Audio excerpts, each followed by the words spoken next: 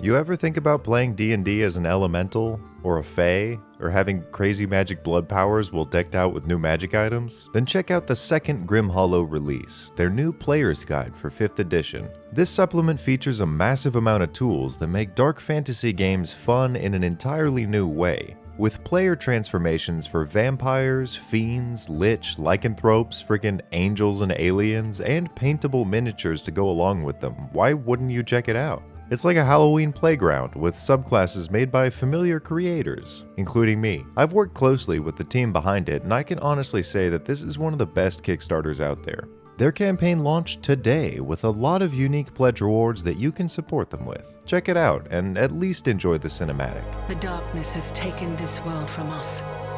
How much more will we let it take before we have nothing left? Hello post-advertisement viewer. I wanted to let you know that I want to do a few of these and review some written characters and their motives, but I'm starting with Zariel because Strahd is as oversaturated as a brick of butter. And yes, I know, shouting in the title that a super evil bad guy is actually a super cool good guy is drawn out, cliche, and usually ignorant. But I don't think that Zariel is a good person. I think she's a hero. Which is ironic because angels are good and devils are evil by fundamental nature, but that's the stupidest approach to any story that you could ever have. Before I explain exactly what I'm trying to say, you need a very personal history lesson about Zariel. In the beautiful home of the gods, who represent all that is admirable, placed atop the one and only Mount Celestia, we find angels. The same as angels in most cultures, these are vast legions of heaven's military, who also double as butlers and paperboys for the gods.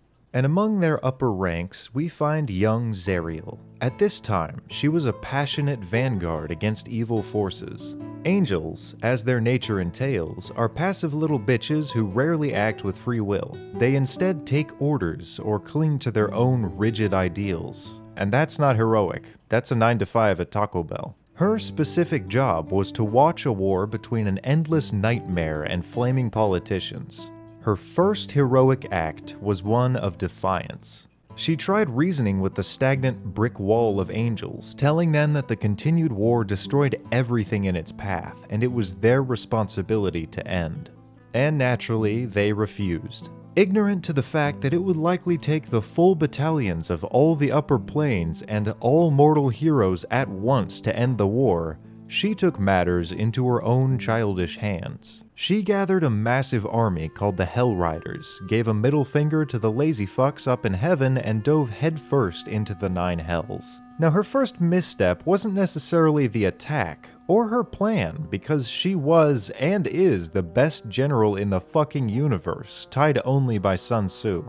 This first mistake was trusting her warriors to die for the cause. When the fighting started and things got tough, half of them betrayed her. They broke their ranks and cut off the path to escape hell for anyone else but themselves. Because of this, her war was lost. She was captured, and all of her riders were either slaughtered or put in a similar situation. Also, someone made her hand go swoosh and she dropped her big glowy sword.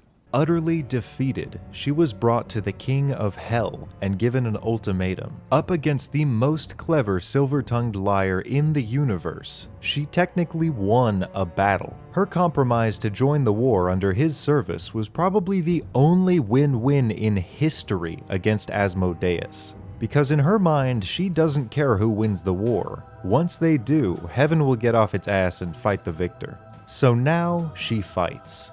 But she isn't perfect. Far from it, actually, just like a real hero. Let's look at the facts. Her first and arguably worst trait is a vengeful spirit. This is the thing that drove her to fall from grace. Making the deal with ASMODEUS got her what she wanted, twofold. Firstly, to end the war and suffering, even if she should suffer to achieve it. This is what we call an epic gamer move. Second, she accepted the fact that she needed to get human souls added to her armies, and her first priority with that part of the job was to spite the city that betrayed her. This wasn't very cash money of her. Instead of simply learning that people can't be trusted, she shot back with a twisted view of justice and stole a whole damn city with an imprisoned angel black hole sun.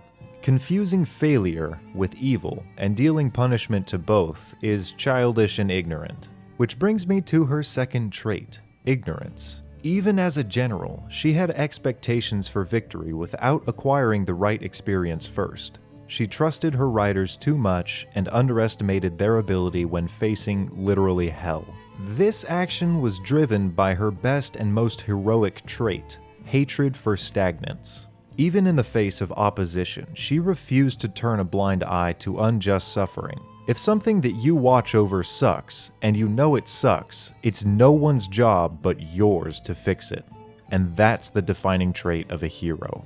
Now on to my last point. In the adventure Descent into Avernus, there is a moment in Chapter 5 that is a spoiler, except I rarely honor spoilers, so I'm just gonna explain it.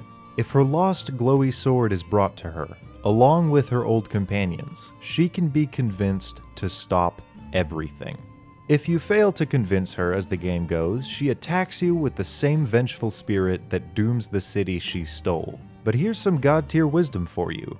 Vengeance, in its true form, is the inverse of shame.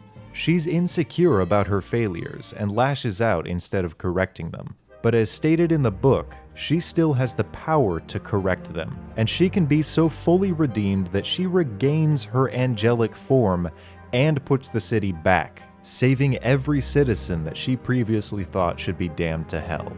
Now who the fuck could be that badass? Having such a strong, heroic soul inside of her, even after ruling one of the 9 layers of hell, she's still worthy of being an angel. A hero. That's who.